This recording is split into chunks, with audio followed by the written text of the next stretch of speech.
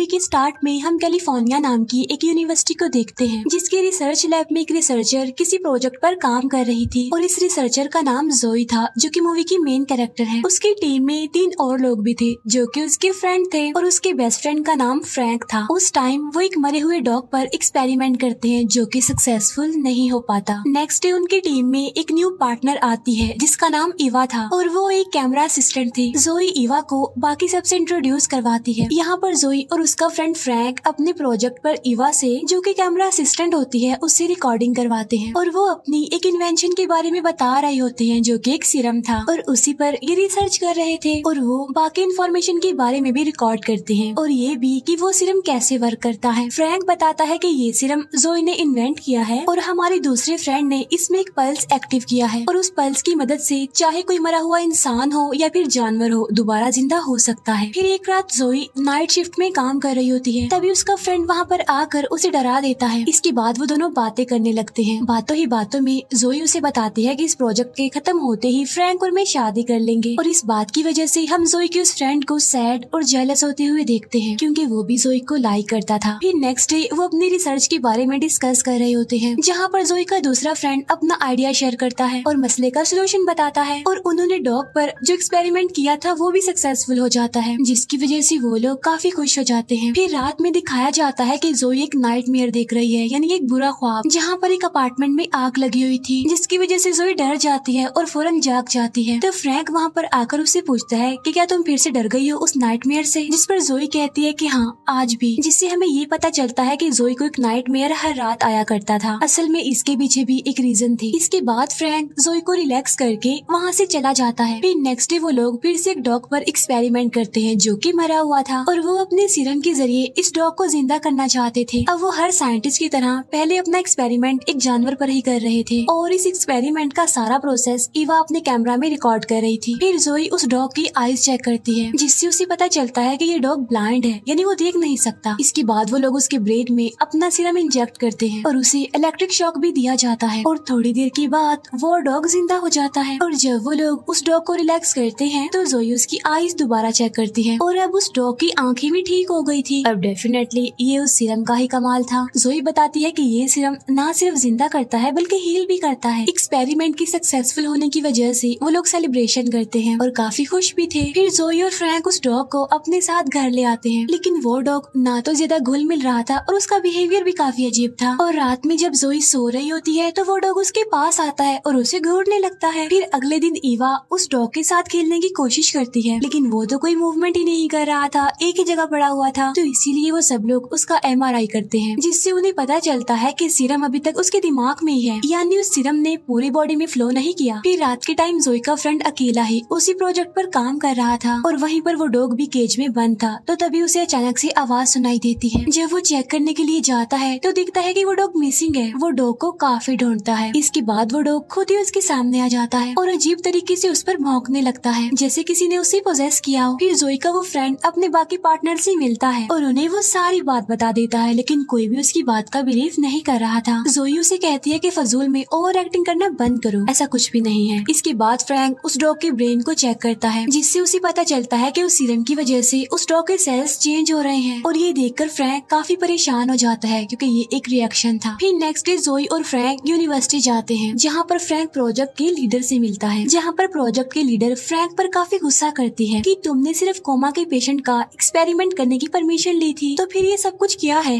क्या चल रहा है, ये तुम किस तरह की अजीब हरकतें कर रहे हो, क्योंकि नेचर और गॉड के कामों में इंटरफेयर करने से नुकसान ही होता है। लेकिन फ्रैंक उसे समझाने की काफी कोशिश करता है कि देखें, इन्वेंशंस ऐसे ही होती हैं और हम ये सब कुछ इंसानों की भलाई के लिए ही तो कर रहे हैं, कुछ गलत तो नहीं है ये। वो कहता है कि आपको किसी ने गलत न्यूज दी है, हम कुछ भी गलत नहीं कर रहे। वो पूछता है वैसे किसने कहा है आपको ऐसा, लेकिन इस पर वो प्रोजेक्ट के लीडर कुछ नहीं कहती, बस सिर्फ इतना कहती है कि वो लैब किसी ने खरीद ली है और वो सारी की सारी रिसर्च भी, जिस पर फ्रैंक कहता है कि हम अपनी रिसर्च किसी को नहीं बेच सकते ऐसे। दूसरी तरफ उनके लैब पर भी छापा पड़ जाता है और तो और उनकी रिसर्च के लिए फंडिंग भी बंद कर दी गई थी और सारा डाटा, रिसर्च और इक्विपमेंट्स भी छीनने का ऑर्डर आया है। हालांकि जोई उन्हें काफी समझाने की कोशिश करती है, लेकिन ऑफिसर्स उसकी बात नहीं सुनते। तो इसी दौरान चुपके से पीछे के दरवाजे से इवा उस डॉग को अपने साथ लेकर चली जाती है। थोड़ी देर के बाद जब फ्रैंक वापस आता है तो वो देखते हैं कि उनकी सारी मेहनत पर पानी फिर गया है, सब कुछ उनके हाथ से चला गया है। फिर नेक्स्ट डे वो सब लोग डिस्कशन करने लगते हैं। जोई कहती है कि मेरा शक तो ईवा पर है कि इसी ने ही वो वीडियो लीक की होगी। फिर वो लोग डिसाइड करते हैं कि हम सीक्रेटली ही इस एक्सपेरिमेंट को आगे बढ़ाएंगे। अब जाहिर सी बात है कि एक्सपेरिमेंट को लेकर उनके पास कुछ बचा तो था नहीं, तो इसीलिए वो कहती हैं कि हमें दोबारा से खुद को प्रूव करना होगा कि वो सीरम हमने ही बनाया था। और जोई सीरम का एक सैंपल चुरा कर लाने में कामयाब हो गई थी, जिसे वो सबको दिखाती है। और ईवा भी अपने साथ एंट्री कार्ड रखने में कामयाब हो गई थी, क्योंकि वो सबकी नजरों से बचकर वहाँ से निकल गई थी। ईवा एंट्री कार्ड दिखाकर डॉग के साथ वहाँ पर चली जाती है और वो बाकी लोगों को भी पिछले डोर के जरिए लैब में ले आती है। और अब वो अपना एक्सपेरिमेंट एक बार फिर से स्टार्ट कर देते हैं। अब उनके पास जो सैंपल होता है उससे वो और ज्यादा बनाते हैं और अपना एक्सपेरिमेंट स्टार्ट कर देते हैं। इस बार वो लोग एक दूसरे डॉग पर एक्सपेरिमेंट कर रहे थे। पहला डॉग भी वहाँ पर केज में बंद था और वो भी वो सब कुछ देख रहा था। ईवा भी पहले की तरह रिकॉर्डिंग कर रही थी और जोई भी पहले की तरह इलेक्ट्रिक शॉक देने के लिए मेन स्विच को ऑन करने लगती है। और जब वो मेन स्विच को ऑन करती है तो उस ज्वेलरी की वजह से जो कि उसने पहन रखी थी लाइट्स ऑफ हो जाती हैं, जिसकी वजह से काफी बड़ा इलेक्ट्रिक शॉक जोई को लग जाता है, जिसकी वजह से मौके पर ही उसकी मौत हो जाती है।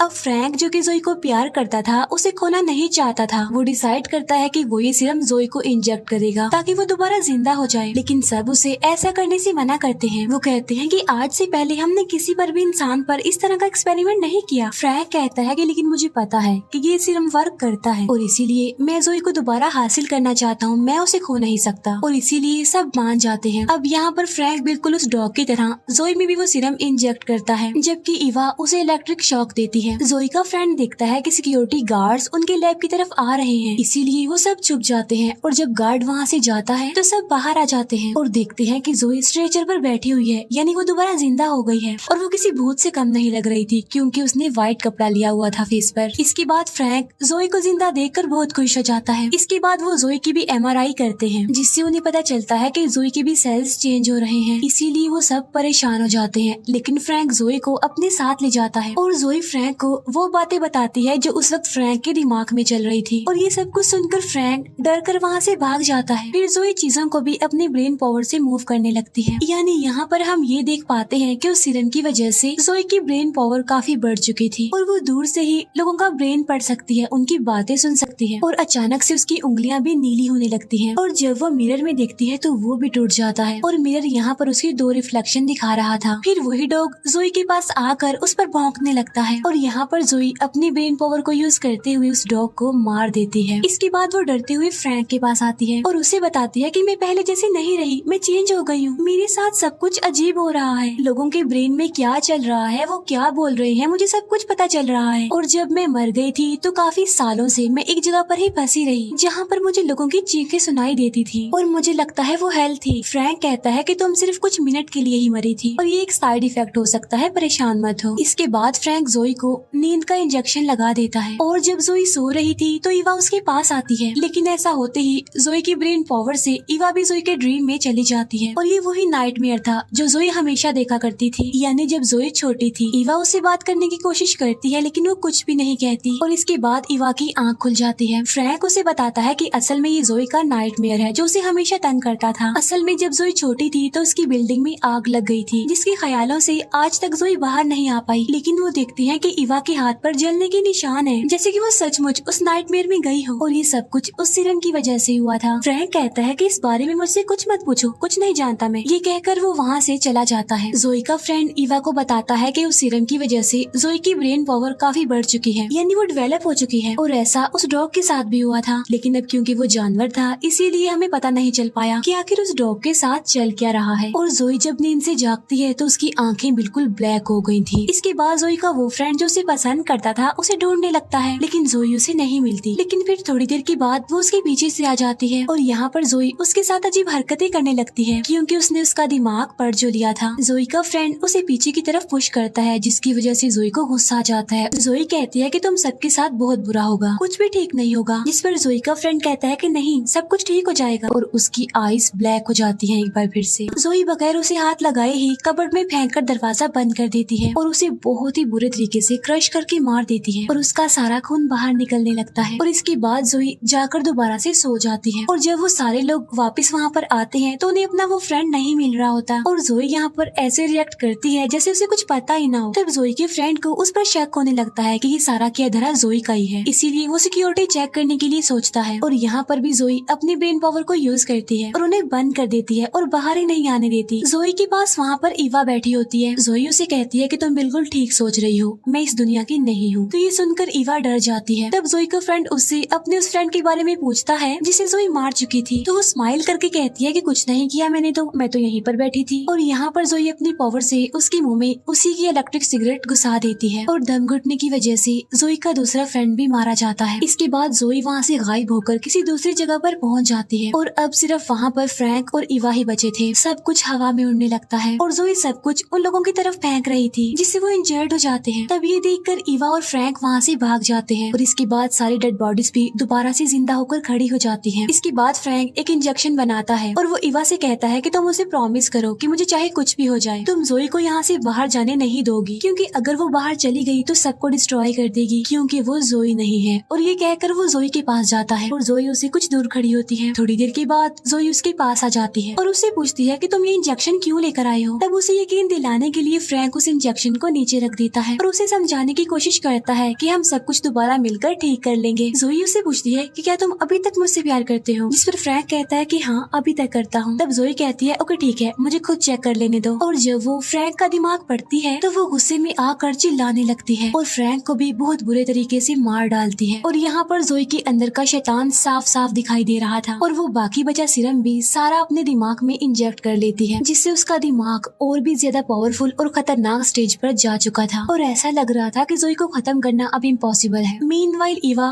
2 इंजेक्शन बनाकर उन्हें छुपा कर बाहर आती है और तब जोई उसके पीछे होती है। इसके बाद जोई उसे दूर फेंक देती है। फिर इसके बाद ईवा किसी तरह बचकर वहाँ से भाग जाती है। इसके बाद वो दरवाजा बंद कर देती है और वो देखती है कि वहाँ पर बचपन वाली जोई खड़ी हुई है। ये वही नाइटमेयर था जो जोई को आता था और ईवा भी पहले इसे देख चुकी थी, यानी वही अपार्टमेंट जहाँ पर आग लगी हुई थी। ईवा छोटी जोई को देखती है जिसके हाथ में माचिस थी। इसका मतलब साफ था कि उस अपार्टमेंट को आग जोई नहीं लगाई थी और वो अपनी इस गलती के बारे में अपने फ्रेंड से भी डिस्कस करती है जब उसे वो मार रही थी कबर्ड में बंद करके। इसके बाद जोई दरवाजा तोड़कर बाहर आ जाती है जिसका पूरा फेस जल रहा था और काफी डरावना लग रहा था। यहाँ पर ईवा छोटी जोई को कहती है कि तुम्हारा कोई कसूर नहीं है, तुम अभी भी कुछ लोगों को बचा सकती हो दरवाजा खोलकर। और छोटी जोई जब दरवाजा खोलती है तो वो रियलिटी में आ गई थी, यानी पहले वो नाइटमेयर में थी जहाँ पर ईवा जोई के पेट में वो इंजेक्शन लगा देती है। वो उसे सॉरी बोलकर दूसरा इंजेक्शन उसके गले में लगा देती है जिससे जोई मर जाती है और ईवा वहाँ बैठकर रो रही होती है। इसके बाद ईवा को रेस्क्यू किया जाता है। वो रेस्क्यू ऑफिसर के गले लगकर बहुत रोती है और सब बताती है कि मैंने ही जोई को मार दिया अपने हाथों से। लेकिन वो देखती है कि जोई की डेड बॉडी गायब है वहाँ से। वो देखती है कि रेस्क्यू ऑफिसर कोई और नहीं बल्कि जोई है। इसके बाद जोई ईवा को भी मार देती है। इसके बाद हम देखते हैं कि जोई फ्रैंक की डेड बॉडी को वहाँ पर लेकर आती है और वो उसकी डेड बॉडी में अपने खून को इंजेक्ट कर देती है ताकि वो भी दोबारा जिंदा होकर जोई जैसा बन सके। और फ्रैंक अपनी आँख खोलता है जो कि अब जोई की तरह खतरनाक बन गया था। और इसी के साथ ही मूवी यहीं पर एंड हो जाती है। Thank you for watching.